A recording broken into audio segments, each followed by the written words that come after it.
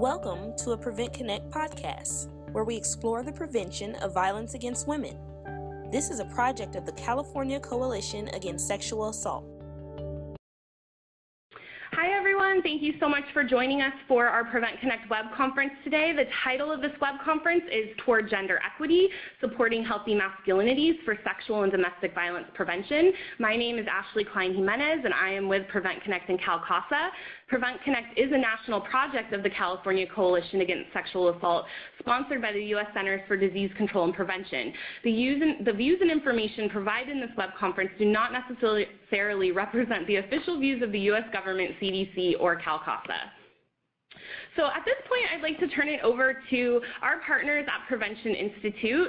I'm going to pass the podium over to Alicia Somji. And Alicia, it would be great if you would introduce the rest of your Prevention Institute team. Thanks, Ashley. Hi, everyone. This is Alicia. I work at Prevention Institute, and my colleague Carmen is here with me today, who is helping with web teching and using the Prevention Institute account. So if you happen to be having any questions that you'd like to ask, you can always private message the Prevention Institute account, or we're always open to public messages on the text chat.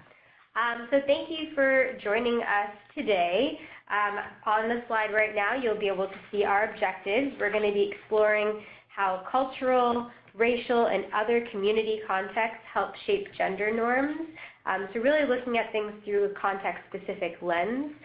When talking about gender and gender equity, we're going to describe real-world examples of advocates engaging men and boys in different community settings to expand reach and achieve broader community impact. So it's not just about engaging a small group of men, but really how can we create true community change that changes the culture and norms where we live, work, and play. And then we're also going to discuss how communities are moving away from a one-size-fits-all approach and really tailoring to community and to context through community-driven efforts. As always, we like to have lots of engagement during these web conferences, so we really do invite you to use the text chat question, both when we pose questions to you and just in general. Feel free to interact with each other, ask questions, etc. So I'm sure a lot of you, at least those of you who are returning to Prevent Connect, have seen the Centers for Disease Control and Prevention's technical packages all about violence prevention. In both the sexual and domestic violence prevention ones, there's actually information on how when communities adhere to strict, harmful social norms, there's an increased likelihood of gender-based violence.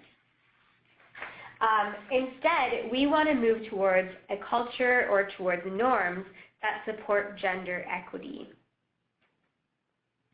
And so, but I wanted to be able to define gender equity as well. So what is it? It's about creating the conditions necessary for all people of all genders to be successful, safe, and healthy, specifically creating access for and centering people whose genders are marginalized. And in the Centers for Disease Control and Prevention technical packages, there is a recommendation around engaging men and boys as allies as part of this goal of achieving gender equity and shifting norms. And this can be implemented in targeted peer groups such as sports teams or fraternities, or recruiting men from high schools, colleges, community-based organizations for participation.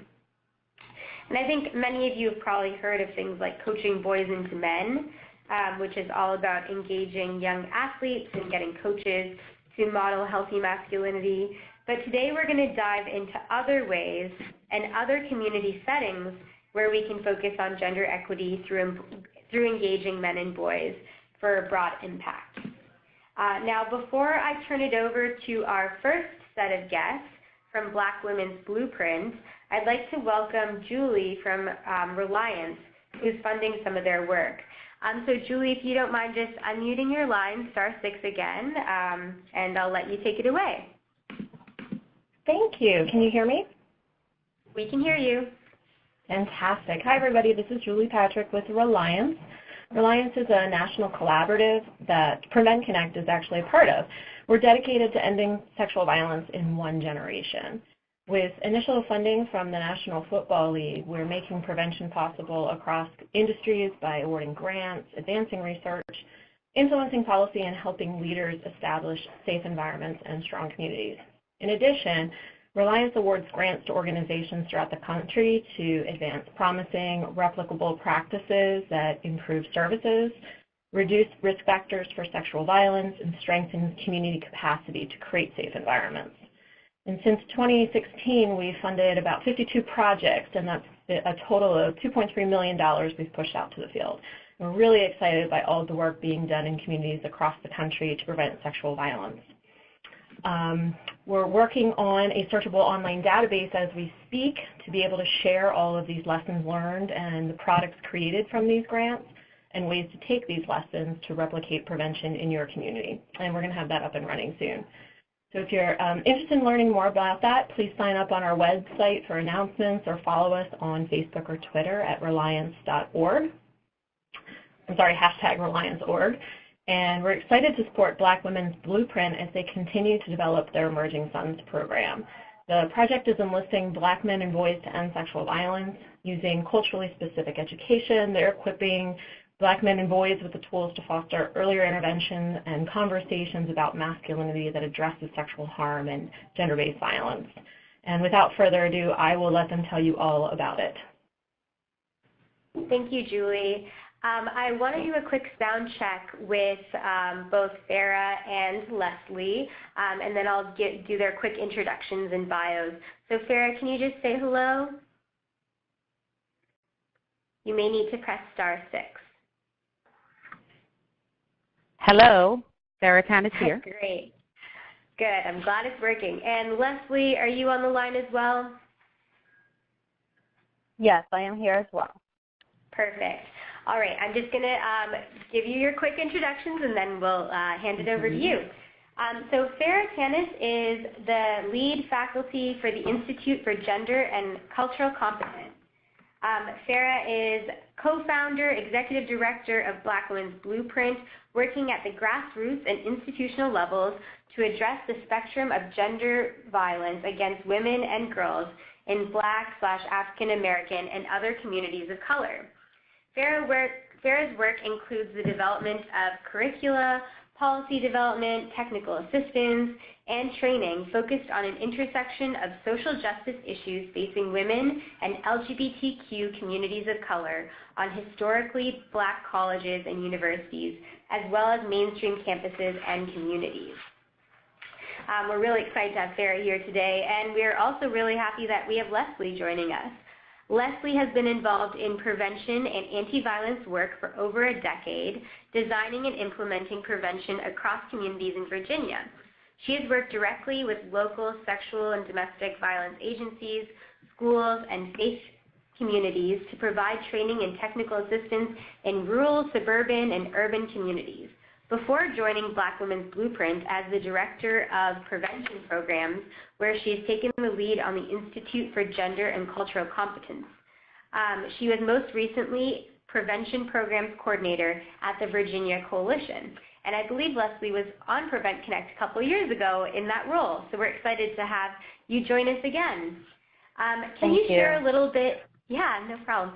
Can you share a little bit about Black Women's Blueprint to start us off and why your organization is focused on gender equity and engaging men? Absolutely. Can you hear me? Just want to make sure. We can hear you. Okay, excellent. So I want to just tell you a little bit about Black Women's Blueprint. We are a U.S.-based national Black feminist organization. We're using civil and human rights approaches to organize and develop a culture where women of African descent are fully empowered, where gender, race, and other disparities are erased. As well, we, as Black Women's Blueprint, were the conveners of the first Truth and Reconciliation Commission, which came to a certain portion of its completion in 2016. We have worked with the Office on Violence Against Women as the National Technical Assistance Provider, engaging in historically Black colleges and universities.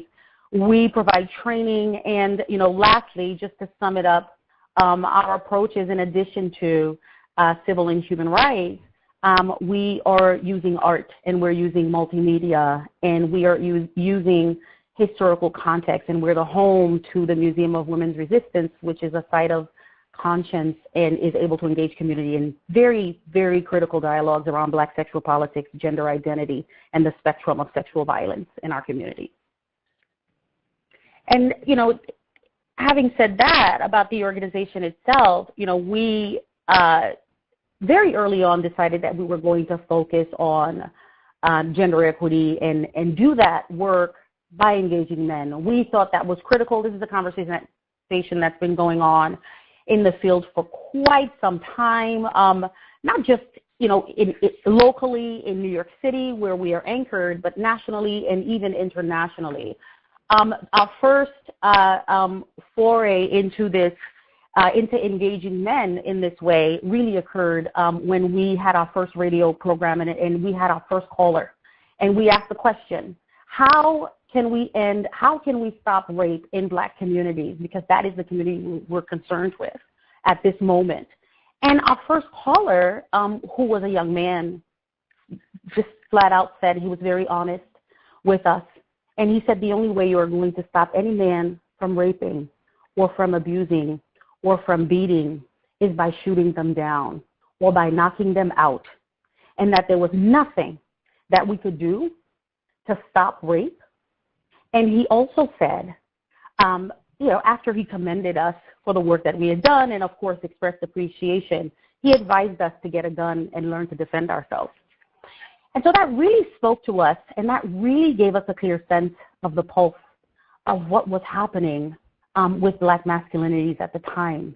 And he spoke his truth, and we took that and we said, we need to do more work and we need to engage men to discover how profoundly this belief resided in their spirits, in their souls, in their beliefs, in everything. And so we did a paper quilt. We started doing paper quilts, and we asked the same questions. And what we discovered is that Black men and boys, including fathers, sons, brothers, grandfathers, said that they would engage in specific action to end violence against women in their communities, but the information and resources and tools to do so were not freely accessible to all grassroots communities, all grassroots community members wishing to become involved in ending rape. And we started to follow organizations like Men Can Stop Rape, A Call to Men, and really followed the wonderful work that they were doing and started building on some of the strategies and some of the blueprints that they had already put out there. And so really that's how we started, and that's how we really began to implement what we believe is that, by providing a blueprint for transforming individuals, families, relationships, communities into safe zones, into spaces where we can name the uncomfortable truth, as that young man did in that phone call, that we could really create spaces for transforming our brothers, for transforming everyone in our communities, all genders, and for creating interventions around gender justice and building leadership for gender justice activists of all genders in our communities. And so that's the work we've been doing. It's been steeped in liberatory approaches of mutuality, authenticity, radical love with all genders, among all genders, including cis and trans-identified women and gender nonconforming people. Thanks, Sarah. And I know that feminists like Bell Hooks and Beverly Guy-Sheftel and Melissa Harris-Perry have really guided some of that thinking as well for you all. Often prevention advocates speak to the importance of engaging men and having men-to-men dialogues. That's something that we hear a lot. But we understand that you're thinking in more expansive ways of engagement through the Black Women's Truth and Reconciliation Commission. What does that look like? Well, I mean, for us, and you talked about Bell Hooks and Melissa Harris-Perry and Patricia Hill Collins, they have been really critical to the work that we do. And Melissa Harris-Perry, Bell Hooks, Patricia. Black sexual politics has been, it's not just, you can sort of tell what it means, inherent in what it says. It's, the politics of gender in Black communities and politics of sexual relations in our communities. But Bell Hooks and Patricia Hill Collins have done a really great work on the issue of Black masculinity and Black sexual politics. They both explore the notion of Black sexual politics, which underpins the way a narrow sexual politics based on ideals of masculinity and femininity and the appropriate expression of sexuality work to repress all genders in our communities. They propose liberatory politics for Black people centered on honest dialogue about the way stereotypical imagery and the limiting racist and sexist ideologies have harmed Black folks in the past and continue to do so. They also offer strategies for how we can move beyond the ideas of the manifestations of these ideologies to become effective agents for change. I talked earlier about radical love and some of the concepts that really underpin our work and really help propel us to move towards engaging men in our work as we do the work as Black women.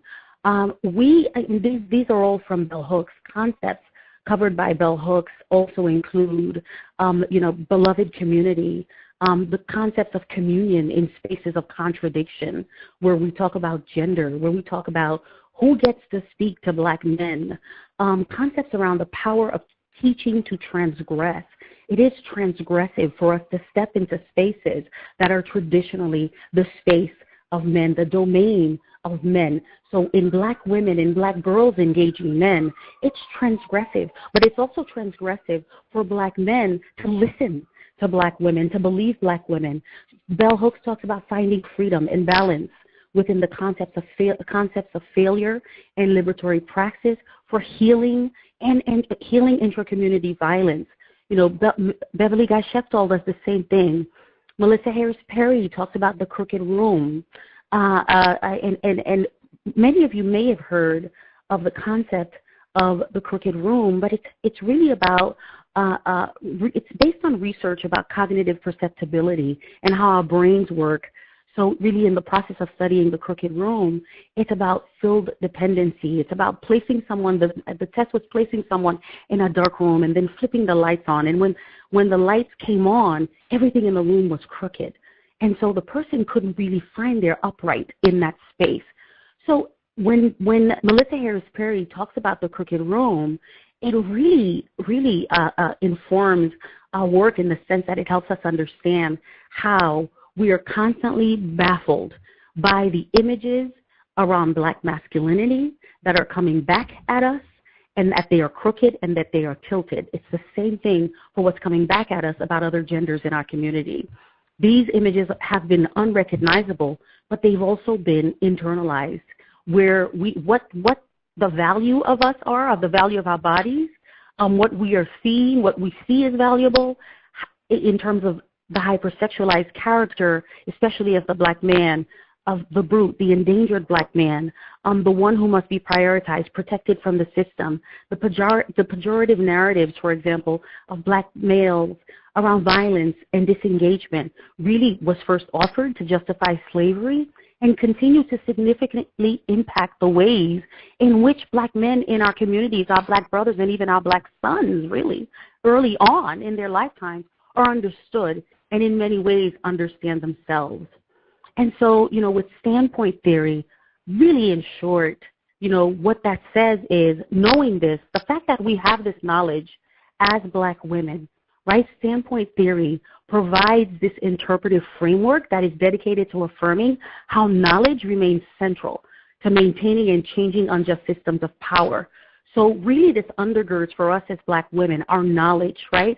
It undergirds our commitment to ensuring we live in a culture where all standpoints and all knowledge, like what Black women and girls have to offer, what trans women and gender nonconforming people have to offer to our Black communities, is equally valued in the movement to sustain the engagement and transformation of men in ending gender violence. And that is what led us to, the Truth and Reconciliation Commission. And many of you were involved, many of the folks on this webinar were involved in supporting the Truth Commission and attending the Truth Commission. It was launched by survivors in 2010 through Black Women's Blueprint. It was the first of its kind to focus on sexual assault in the United States. It was an independent body It examined the history, the context, the causes, the consequences of rape and sexual assault against women across a variety of ethnicities in Black communities of the United States. Our mandates focused on truth, justice, healing, and reconciliation, and were really central to the work that we did. And I can go into when we thought about truth, what we wanted to foreground, and what was the notion of truth that we wanted to foreground. We wanted to provide victims and survivors, no matter how they identified, with a public platform. And we wanted to offer the space for harm doers to begin to hear, because we had done the work with men who had said, I didn't even know it was rape, or we don't understand, no one talks to us about sexual assault in this way.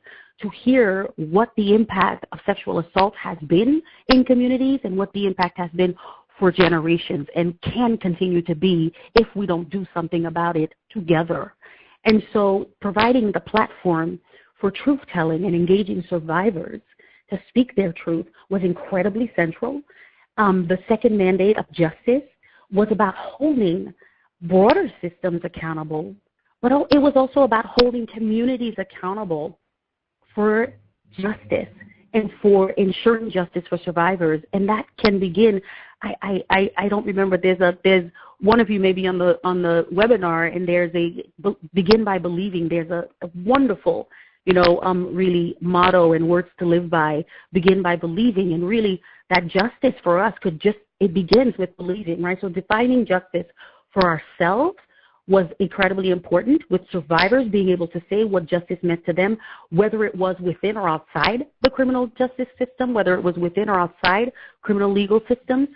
The third mandate, healing, was about promoting healing for survivors in the ways that they saw fit, and also with the professional and skills and expertise of various professionals, through art, through theater, through psychotherapy, through other indigenous healing models. And then lastly, reconciliation really was about creating a model for reconciling survivors back to communities. It was about really engaging in public deliberation, using a human rights framework to build structures of community accountability and systems of safety. And we're still seeking to define reconciliation as a survivor-led organization. For reconciling with ourselves, we're seeking strategies for that. For reconciling with a culture that has too often forgotten us, that has too often silenced us. And so that is what reconciliation for us means. It's not necessarily about reconciling with a harm doer, but there are so many different factors and so many different stages within the context of reconciliation that focuses on self and community and culture and resources. And that's what our Truth Commission really was about. Yeah, that's such exciting work that you're doing, Farah. And I really think it connects to prevention, because it's all about changing norms and culture and communities, and really having people of all genders feel accountable for actions too. So since this is kind of a newer area probably for a lot of folks that are on the web conference today, we wanted to ask the question of the audience today: how could truth and reconciliation support work in your communities? And also, what questions do you have about truth and reconciliation? So please use the text chat to ask any questions you may have or reflect on how this may work for you. So I understand that you're engaging in this type of work, Farah, in different settings. How has it worked with places of worship? I think with us it's been amazing work. And I don't know, Leslie, I don't know if you want to take this one on. I think this might be a good place for you to talk about some of the work. Mm-hmm. Yeah, so we have engaged in this work in churches where many ministers have expressed a commitment to ending violence. And as you'll see on the slide, the TRC actually, where it took place was at the Riverside Church in New York. And on the last day of our TRC, the minister from the Riverside Church, which is also recognized as one of the biggest churches in New York, he got up and he apologized publicly on behalf of the Black church to every survivor and everyone who was at risk for abuse at the church, and also for not being as aware and willing and open of the services that need to be provided in terms of prevention and intervening. So right now they actually have a men's ministry that teaches boys on how to be nonviolent and various genders around consent. We've also done work with campus groups in high schools. We've used museums and had events there, engaged in fatherhood programs, African fairs, community fairs, and engagement in the human rights field inside and outside of the United Nations. And FAIR was very much at the spearhead of that. So this has created opportunities for us to really engage in with other community settings, and locally, statewide, as well as nationally. In churches, our work within churches has been important because they're the first point of contact most of the time for someone who's experiencing violence or committing violence. And in many instances, churches are the first responders. They're culture keepers, culture translators, right? And they influence the surpass of what the community-based organizations, what they're dealing with in terms of spiritual needs and the faith needs of those who are in their audience, and sometimes having to push themselves to shift values and culture. Thanks, Leslie. We're going to go back to the text chat and see what's been coming up. And Leslie, I know that you have also come from a coalition setting, so it would be really great for you to share a little bit how you think that this type of work could work for other more traditional coalitions and sexual and domestic violence agencies. But I'm first just going to ask Ashley to see what you'd like to share with us.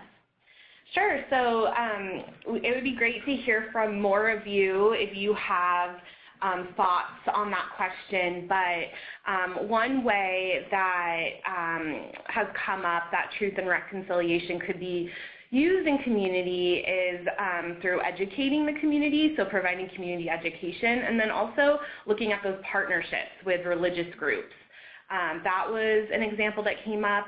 And then, Alicia, there's also a question. I don't know if you want to pose it now or if you want to. I think it's a good question. Maybe we should just let's pose it now, and maybe Farah and Leslie, if you can keep your answer fairly short so that we can have time for more discussion later on. But the question is, how do you see reconciliation in relationship to transformative justice? I'm sorry, could you repeat that question? I was unmuting myself. Sorry. Oh, yeah. It's how do you see reconciliation in relationship to transformative justice? Oh, my gosh. I mean, reconciliation to me it's inherent, right? To me, within the concepts of transformative justice, there's reconciliation. We see transformative justice as something that occurs or that has to occur for us as we see it across a lifespan. And so later we'll be talking a little bit about the work we're doing with boys and the work we're doing with families. I mean, one of the transnational terms that we use is that we do this work and we do it from home to home, street to street. And so it's really about engaging with individuals in a lot of ways, especially when we're talking about engaging men, but engaging with small groups and engaging in home-to-home, church-to-church. And so in order for transformation to occur, and so reconciliation really is about creating the space, if not through a large public dialogue, community, public deliberation, but in those small spaces where that transformation can begin, and then it can then ripple out into the community so that a culture is developed around transforming our notions around gender, transforming our notions around violence, how we treat people who commit violence, transforming our notions around punishment and law, and harm doers, and transforming really how we think about people, not just our survivors, not just survivors like ourselves or survivors like our family members or people we work with, but really transforming harm doers, right? What does that look like at a stage where harm has already been caused, but also at a stage where it's earlier, where you start again from childhood, and you start by transforming the ways in which a family expects or understands raising boys, for example, or just raising any child that they are responsible for. But we see transformative justice in a way that is a much more longer and a lengthy and more involved process. Okay, thank you for that. I'm sure that was helpful for the person who asked the question and everyone else here today. So you've talked about places of worship, and you've talked about universities. I know that you've been looking at some other settings with doing this work, and one of those has been barbershops. So hoping you can share more about that. Sure. Yeah. Our work around the barbershop have really just been, just having conversation, right? Just engaging men in spaces where they gather, and having just very candid conversations about these issues. We frame discussion around them voicing their experiences as having been complicit in violence against Black women, to work from a place of truth-telling, to move profoundly into those solutions and restorative measures for reconciliation, right? It's about restoring and repairing masculinities that are invested in misogyny, sexism, patriarchy, all of those things. And so those are kind of the things that we bring forth. And, many of the times there are certain things that they may say that they can't speak about or they can't talk about in the presence of women. And so we question that, why can't you have these conversations with us? Because their actions are impacting Black women. So, at Black Women's Blueprint, we want to talk about the harm that has happened in our communities and also talk about prevention. So that's something that we do. And you had asked earlier about what coalitions can do.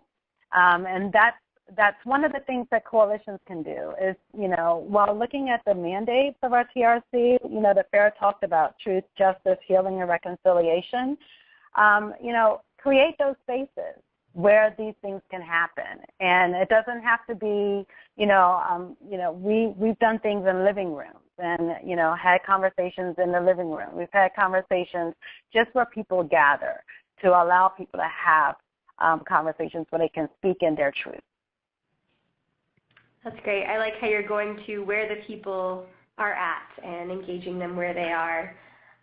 Now, you have mentioned a little bit about your work around raising Black boys. So I wanted to first ask the audience a text chat question. We want to hear from all of you how you are engaging the younger generation and creating a culture of gender equity. I know a lot of you are doing school-based work and other efforts. Would love to hear how you're engaging the younger generation, so please share in the text chat now, and we'll come back to it. And then for Black Women's Blueprint, we want to know more about what your work looks like with raising Black boys. What does this work entail?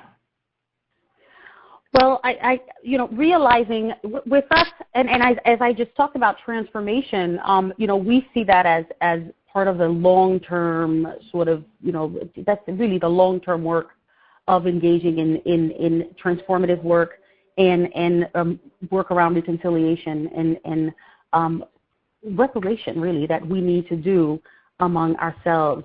So realizing that the curricula that exists and toolkits and brochures and websites and postcards and even workshops that can offer new perspectives on the role of Black men and boys in preventing violence or, in reshaping Black masculinity, that realizing that these didn't go far enough,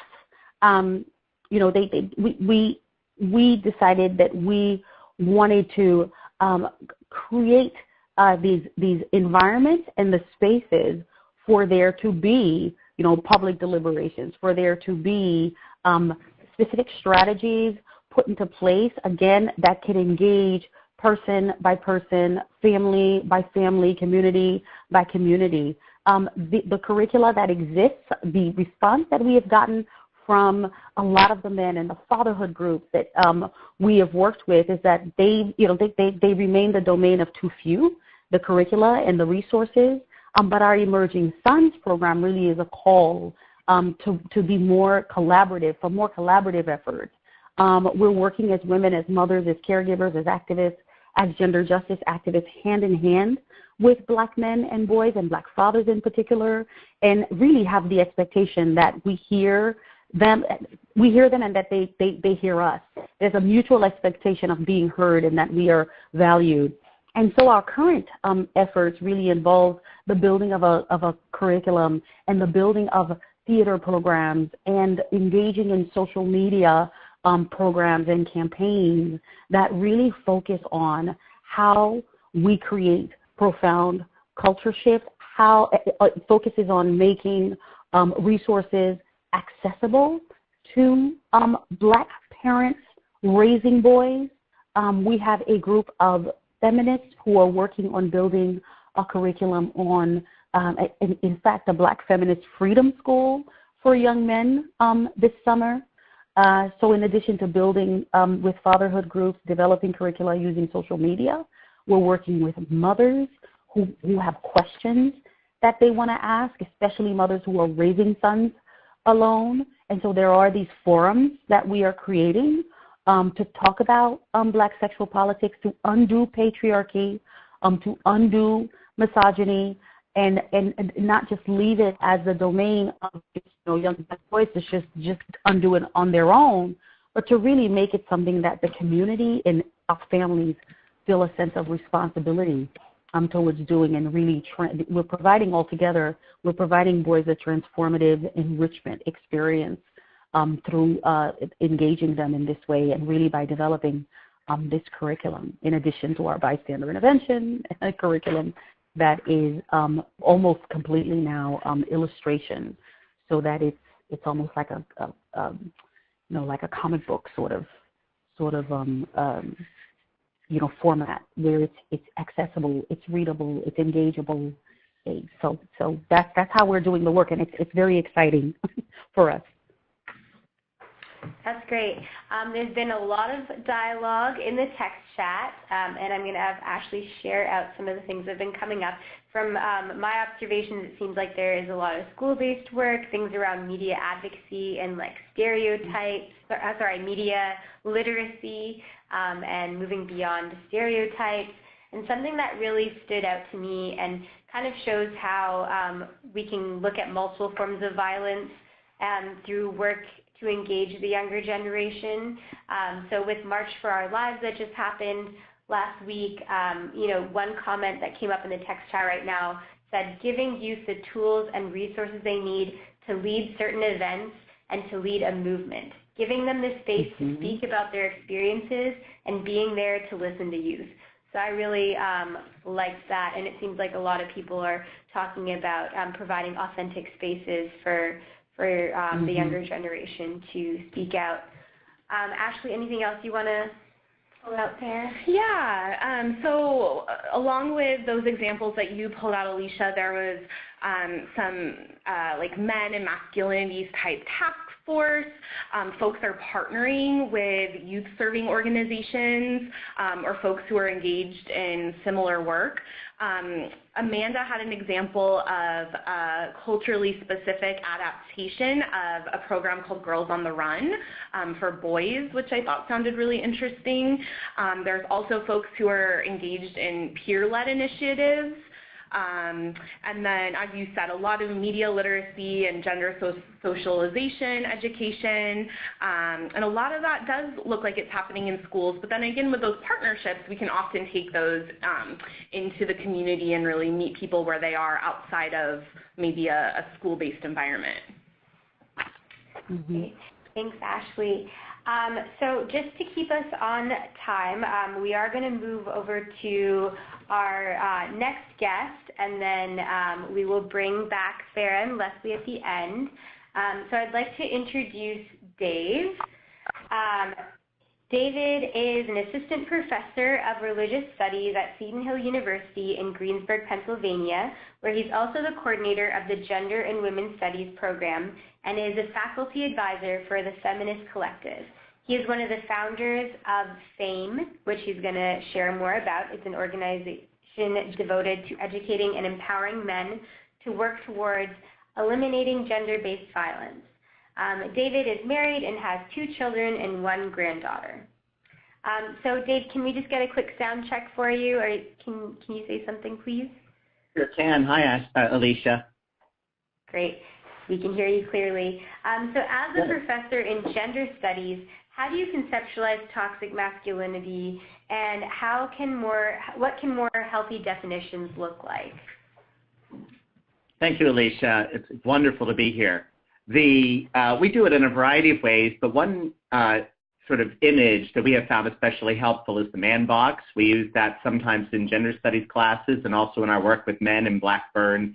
And we do a kind of brainstorming activity where we draw a box and we ask men to talk about what the kind of stereotypical sort of traditional identity is for men. And what we find with that is this understanding of this kind of toxic masculinity in which men are raised or socialized to focus on violence as a method of problem solving, and they tend to focus on being aggressive, not showing vulnerability. You can get angry and you can express sexual desire, but you can't express sadness. You can't cry. You're not supposed to express that you're wrong or afraid.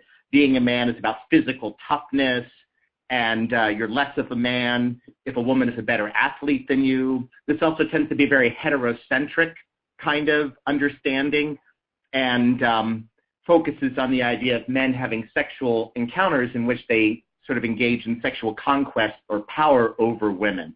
There's this struggle to form meaningful relationships, and so then men are imprisoned by this man box. It hurts everybody on the gender spectrum, but it hurts heterosexual men in part by really constricting their ability to have meaningful relationships and to express themselves emotionally, and so then their pain and their hurt expresses itself in destructive ways. About 85% of violent crime is perpetrated by men, and men overwhelmingly are more likely than women to be shooters and terrorists, and a lot of that, we think, is because of this toxic masculinity. Thanks for that quick overview. So we want to move over with a text chat question. I know we've been having some great engagement so far. We want to know, how do gender norms play out in your community, and what's context specific? What's happening in your community that may be a little different than what's happening in others? And then for you, Dave, can you give us a lay of the land? What's Greenburg, Pennsylvania like, and how does the community context shape gender norms there? Sure, Alicia, I'd be happy to. We're in southwestern PA, about an hour east of Pittsburgh. Pittsburgh's a pretty diverse community, but Greensburg not so much. Greensburg is a predominantly white community, pretty homogenous, and a pretty socially conservative community. The college, Seton Hill, which is in Greensburg where I work, is more progressive and more diverse, but the surrounding community is pretty conservative and draws heavily upon, I think, traditional masculinity. There's a heavy emphasis on the idea that being a man means that you're good at sports and that you work on cars, and there's a lot of emphasis on hunting. We have a big deer hunting culture here in southwestern PA. Deer hunting is really seen as a rite of passage for men in particular. And unfortunately, it breaks my heart, but lots of racism as well in southwestern PA. just a lot of really misunderstanding and sort of fear of the other. That's a deeply problematic issue. Seton Hill has attracted more non-Caucasian students, African-American students in particular, and I know some members of the Greenburg community have expressed some suspicion and wariness of that in response. It's really a difficult situation. So then we have to look at how issues of race and gender intersect and how to address that in this community, and we're repeatedly looking at ways to address that situation.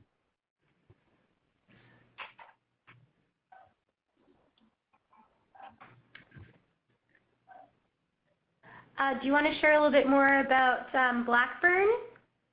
Sure, I'd love to.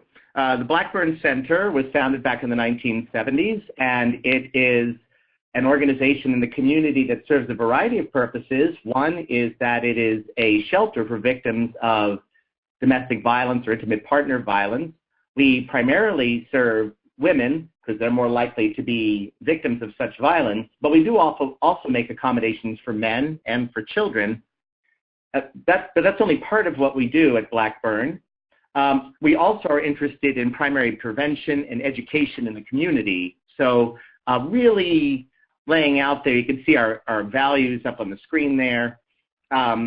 Concerned about providing outstanding services for victims, and then also for providing education in the community, and focusing on using our resources in a way that helps to advance our agenda. And then especially important is challenging the social norms that perpetuate gender-based violence. I think a lot of people in our community, they understand the shelter part. They don't understand the primary prevention part, and trying to move the needle and bring about some sort of cultural shift so that people have a better understanding of gender roles, and in a way that can then eliminate microaggressions and hopefully ultimately, in a sense, put Blackburn out of business, because we would no longer need to provide a shelter because gender-based violence would be, that violence would be gone. So that's something we're very intentional about and working pretty hard on in our community, and dealing with our this kind of conservative, homogenous community that tends to champion toxic masculinity. We really find ourselves having to be very attentive to meeting people where they are. You always need to do that, but especially here, really trying to address the resistance through different types of dialogue and discussion groups and meetings and presentations, and then also addressing the pervasive kind of rape culture that we find throughout the United States, which tends to put forth these media images and social practices and so forth that condone sexual abuse by normalizing and trivializing and eroticizing male violence against women. So it can be very challenging to address this in our community when you have people who don't really have that vocabulary or that knowledge or that background, and maybe don't have some ready buy-in. But we're continually striving to tailor our message so that we can meet people where they are in a variety of ways, looking at the different gender constructs that continue to contribute to the oppression and rejection of women especially, and replacing that with a paradigm or an understanding then that will ultimately be empowering for everybody, regardless of gender, race, sexual orientation, class, ethnicity. That's really the overarching goal. Thank you, Dave. We have some dialogue that's been coming up in the text chat. So I'm going to turn it over to Ashley to share out some of that. Yeah, so there's some really great examples of the way gender norms are playing out in communities and in specific contexts. So there was an example that the social consequence is really resulting in isolation for folks who don't follow the gender norms that are set up in that community. I think it was somewhere in Tennessee, gender norms are really being shaped by faith and religious institutions. Over in the military, there's lots of, it kind of draws out hypermasculinity in folks in those settings, and that's also showing up in Vermont when it comes to conversations, new and continuing conversations around gun violence. And then there was another point that I thought was important, and that's really in the context of this community, but I think for all communities, it's so important for our prevention efforts or just our outreach and education efforts to really be inclusive of all genders. So there's still more coming in, but those are some of the ones that I pulled out, Alicia. Thank you.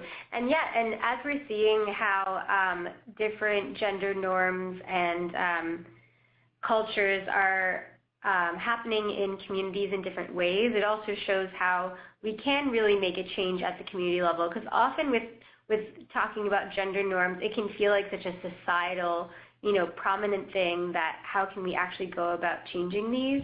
But, they are kind of happening in different ways in different communities, and there are opportunities within our communities to push back against those.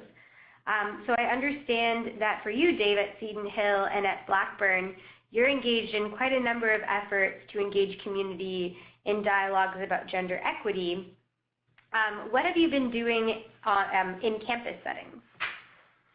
Great. What we've been doing in campus settings, we have a couple of things. One thing we have is SAGE, Setonians Advocating for Gender Equity, a program we started here at Seton Hill, I believe 10 years ago. It's had different acronyms, but that's the latest one.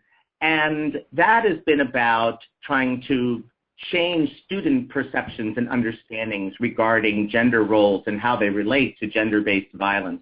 What we do is when students come in, they take a kind of survey, a pretest, if you will, that asks them to respond to different questions and prompts and whatnot, to look at their attitudes regarding gender roles. And we look at that. We also, when students come in, they also get bystander intervention training and also some other training on really more bystander intervention training. Then over the course of their time at Seton Hill, we have the SAGE committee looks to develop different curricula and assignments and whatnot and tools of assessment for those that we can implement into the classroom. We just had a couple professors over the last few weeks ask for help with this.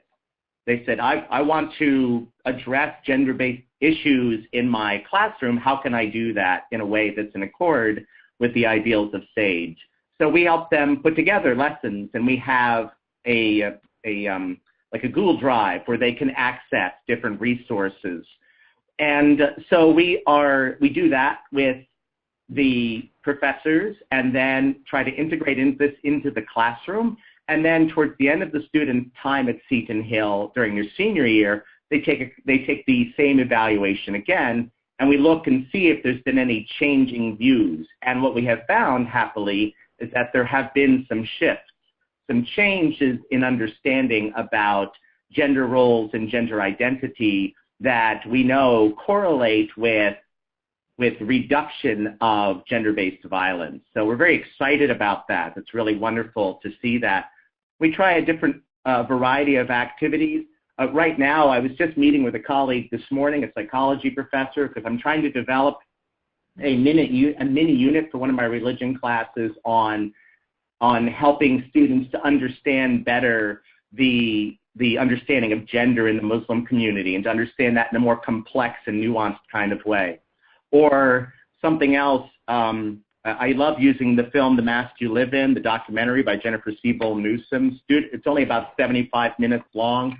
Students respond very powerfully to that. It really does a great job of addressing toxic masculinity and getting students to think in a very intentional and profound way about these different microaggressions and kind of toxic gender norms that have perpetuated or have been prevalent in our society.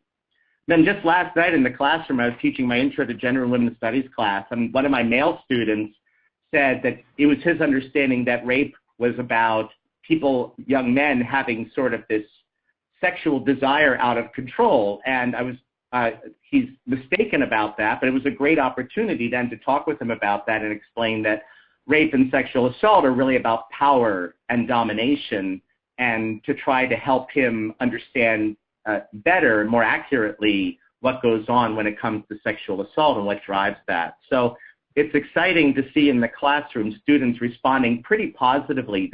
They get very enthusiastic in conversation about these different issues, and I think we're making some real progress, and I'm very thankful for that. Thanks, Dave. What your work really shows on the campus setting is that, it's not just about one program, one initiative, but really about putting things into curriculum, the orientation week, into different aspects of campus life to really go about changing gender norms in the campus setting. And I think it's really neat that you're evaluating how those perceptions change over time. So that's really cool. What else are you doing in community settings to engage men and boys? Great. We, in Blackburn, we do a variety of things. We have education programs, even at the elementary school level, where we talk to little children about the understanding of children's books and princesses and superheroes and the gendered nature of that. But then I've been especially... Hello? I'm going to go ahead and mute all the phone lines again. Give me 1 second. Okay. All guests have been muted. You can unmute your line by pressing *6. Dave, you'll need to press *6 again to unmute yourself. Okay, I'm on again. There you go. There you go. That was great music. That was lovely. We planned that. I was ready to try to sing along. I actually sing a lot in the classroom, but that's a different story. In Blackburn, we started Fearless Advocacy for Men's Engagement, or FAME, and that has had that's about 2 years old now, and I co-founded that with an employee at Blackburn, Bill Moore, and we now Jody McGovern's doing it. But anyway, we reach out to men in the community who we think might be open to more intentional sort of training and discussion about gender-based violence and how to be advocates against that and for gender equity. So we've had different meetings and trainings. We focus on promoting awareness because lots of people, I'm sure you've noticed, they're not even really aware of these different microaggressions or that they're a problem. And it's often eye-opening for people when you just simply say, look, this is going on and this is not okay. So promoting awareness, knowledge and education, developing skills with our men to help them get out into the community and call out microaggressions and other issues when they see them, and also be good models in the community, and then also do speaking and be present at different events to take action. We have different levels of engagement for members in FAME. There are champions who really are kind of do the most or most deeply involved, and then partners and supporters for men who want to be involved but maybe aren't quite ready to have that level of commitment quite yet.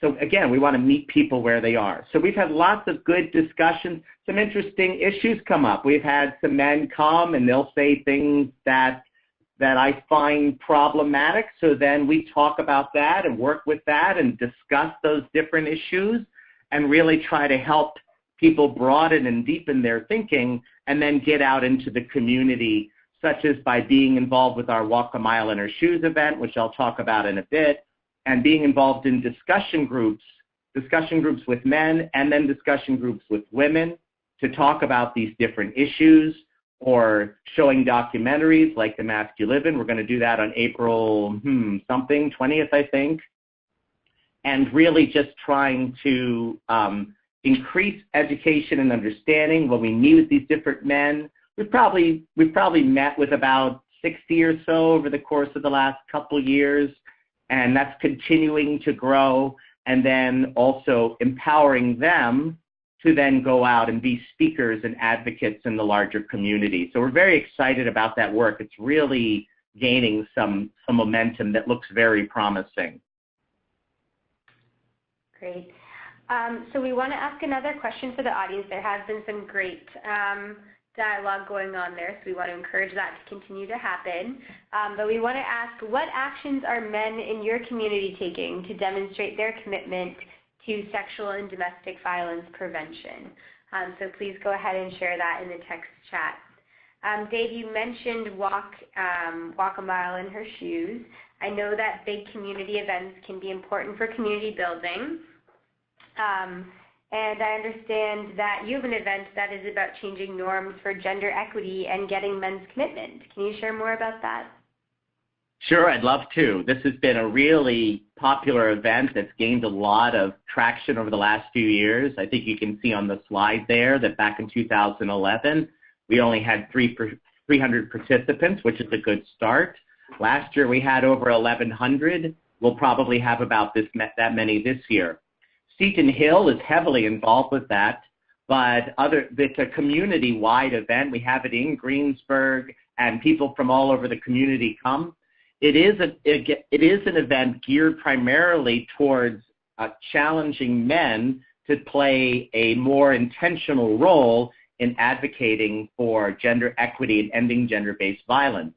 So we take the old saying, you don't understand somebody until you walk a mile in their shoes, and we apply that literally. So men are invited, they're not required, but they're invited to wear high heels and walk a mile route. That's the primary event. I take a size 11, and we walk this route then, and before then, we've done different things, but we have different posters, displays, games, activities. It's meant to be a family-friendly event where you can learn about toxic masculinity and healthier roles or identities or behaviors that men can embrace. We have a pledge that we read aloud. We post different parts of that on the walk route. This year we're having a scavenger hunt where you're going to go to different sites and learn at the different spots about men's behavior and boys' behavior that can be healthier for all on the gender spectrum. So it's been a pretty exciting event that's really, really taken off, and it's gotten some local media coverage. Now again, Southwestern PA sometimes resists this a little bit because of the demographics, but on the whole, there's been a lot of excitement about this and really trying to get people to rethink gender roles and gender norms. Obviously, we don't want gender-based violence. Most people understand that. But now we want to go into the behavior that leads to the violence in the first place. And so the members of FAME and other men have been great about stepping up and being part of this event. So Dave, there's been some discussion going on in the text chat and some questions about whether or not having men walk in high heels can be problematic and that kind of thing. So one question came up with, how do you address how this event has been seen to reinforce transphobia, homophobia, biphobia? I know when we talked earlier you mentioned that some of these things came up. So how are you unpacking that in the event? Right, that's a really important point. That's a really good point. I'm glad people brought that up. And part of what we try to do to address that is bring up those issues in the walk itself. So in the pledge, for example, that we encourage men to take, the pledge is that I won't sexually harm women, but it's also a pledge about not demeaning members of the LGBTQ community and respecting people, everyone on the gender spectrum. That's a message we try to underscore in the walk through visual images and through the pledge and through just different messages throughout the walk itself. It's a really important point, and it's something we try to be very attentive of through the different activities that we have in the walk so that people understand that we want everybody, regardless of gender, sexual orientation, everyone to be treated with dignity and respect and for there to be no violence committed against any person. So I really appreciate that being brought up. Thanks for taking that question. And again, I guess we want to say that these events and being able to impact these issues may work better in some communities than others, and for some it's just the starting point.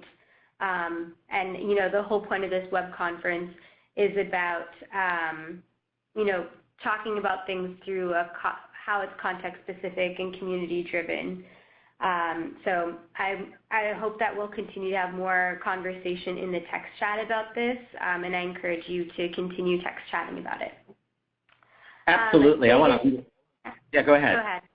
No, go ahead. I want to underscore that, just that this event seems to work in our community. That doesn't mean it would be the event for every community. I think each community needs to think about their own context and what would work best for that community. Also, we're always open to input to make the walk better, so those comments are always welcome. Okay. I also know that your community is thinking about how gender norms also affect things like pay equity, so hoping you can speak to that. Sure, I'd love to. We have been repeatedly, this is something we really stress up on Seton Hill a lot, but also the larger community as well. The Feminist Collective works very hard at putting together an equal pay rally. This year it's going to be on April 10th. We were just meeting last night to finalize speakers and making sure we had everything that we needed for the rally. And what we do is Seton Hill is about a mile from our courthouse, so we have a meeting point at Seton Hill, and some professors cancel classes. I'm canceling my class. And we gather together. Everybody is welcome. We usually make signs in advance. And then we walk from Seton Hill to the courthouse.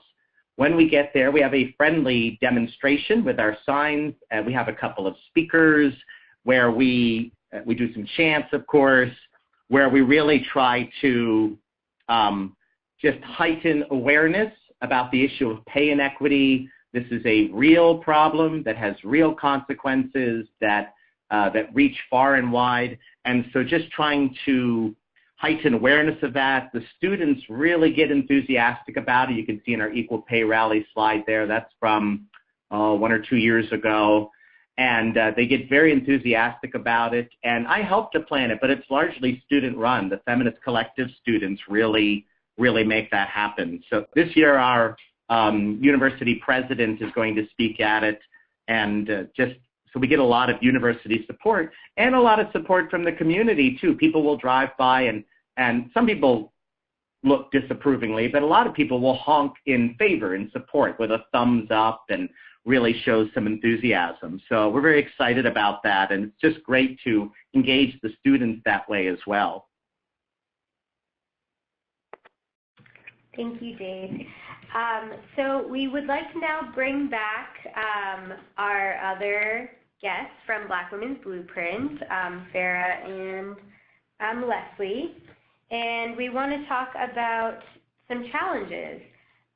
So Farah and Leslie, what are some challenges that you're experiencing, and how are you going about overcoming those?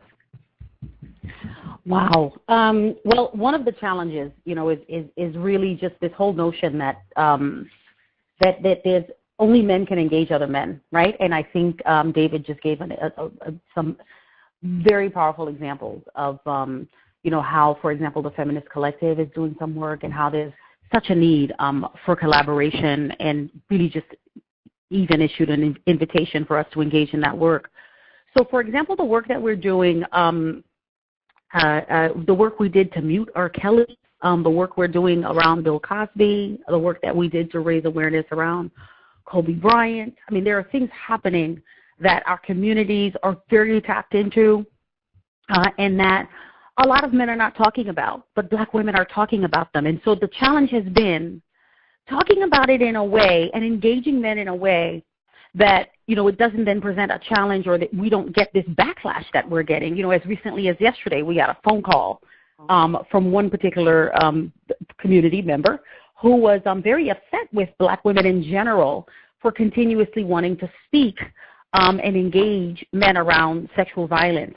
And, and at the same time, on the other side, the amazing thing that's happening is that there are so many male-identified people who are so desperate for the information, for the training, for the resources in their social circles, in their churches, to be able to do this work. when we think about the social categorization of black maleness, right, or black masculinity or black male identity or whatever term we use so that we can understand the implications of being both black and male in our communities, these really continue to remain unchallenged. So no one challenges it. No one challenges, what was happening there with Bill Cosby? Why is it that some of us have turned a blind eye? Why is it that some of us continue to listen to R. Kelly or say nothing about Kobe Bryant? And so, really, we're our work as anti-rape, anti-violence activists. Really, what we're foregrounding is that there is there's not just a need, but our voices need to be centered as cis and trans women. That it is false that men are not capable of listening and believing black women and girls. We believe differently. And work under the assumptions that patriarchy, it has to be named, it has to be addressed, even while under siege by white supremacy. And so really addressing these things intersectionally and looking at black men within the context of intersectionality as well, and it steeping our approach and our engagement of them through that. And so that's how we've been able to address this challenge that only men can address other men. We believe there's value in that, but we also think that there is so much possibility that we can live into when we allow ourselves to hear each other's stories and to engage in conversation and engage in transformation. Thanks, Sarah. What about for you, David? What would you like to share a challenge with us?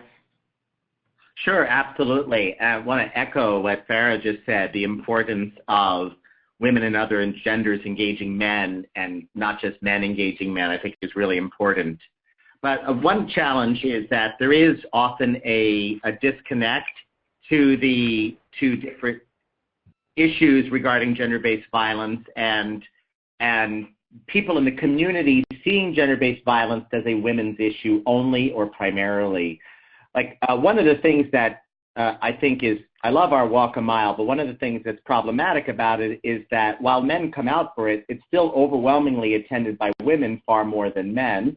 And we love having the women there, of course, but this is something that's supposed to be getting men to step up. So there's still, I think, this perception that gender-based violence is a women's only issue or a women's issue primarily. So we're always trying to correct that misunderstanding and say, no, this is a human issue, and that we all on the gender spectrum need to be involved to work together to end this. And men do tend to be the perpetrators of gender-based violence, so men need to be a part of the solution.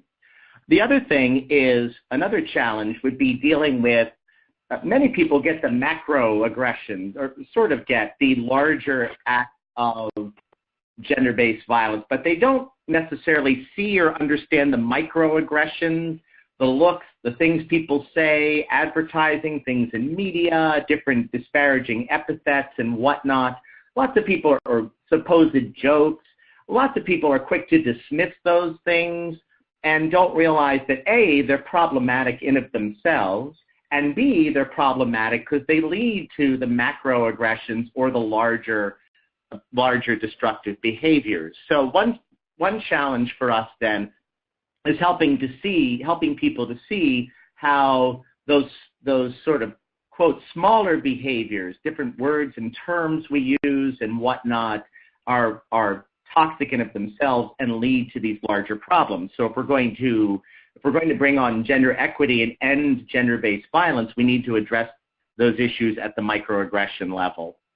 And that's hard for some people to grasp. So we have to do a lot of work there.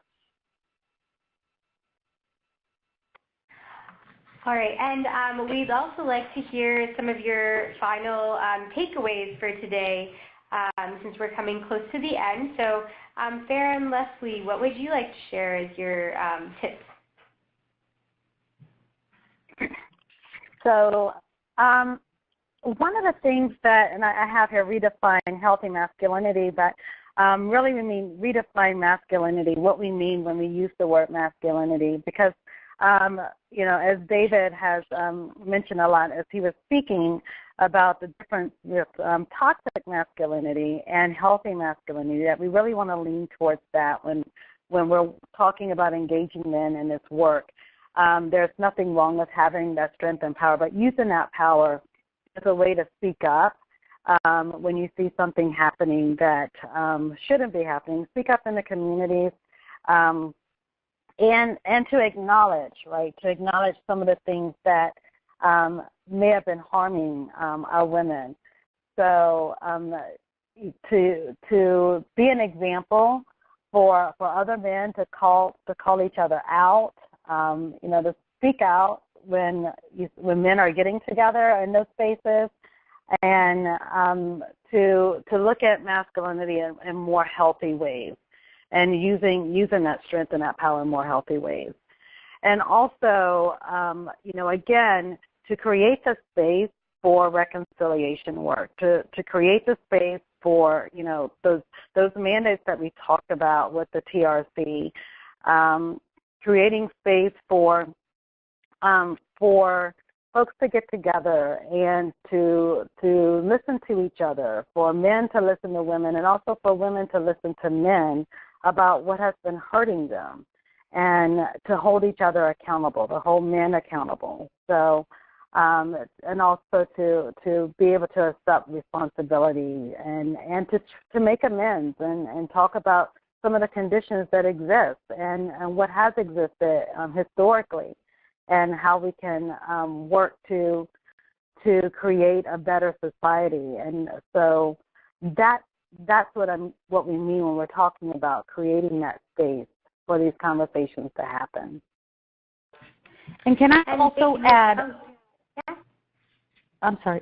I just wanted to just quickly add also, in addition to what Leslie said, and also some of what David talked about, is really creating spaces for healing, right? Creating more spaces for healing for a lot of, you know, our brothers and our sons and our fathers and grandfathers.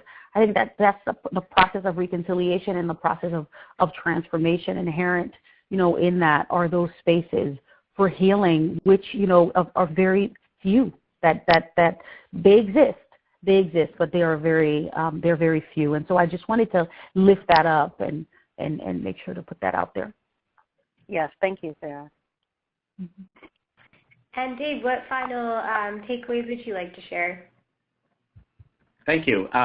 Just wanted to say, just really thankful for Farah and Leslie emphasizing healthy masculinity and also that need for healing and reconciliation. So many people don't have that opportunity, so it's important to create that space.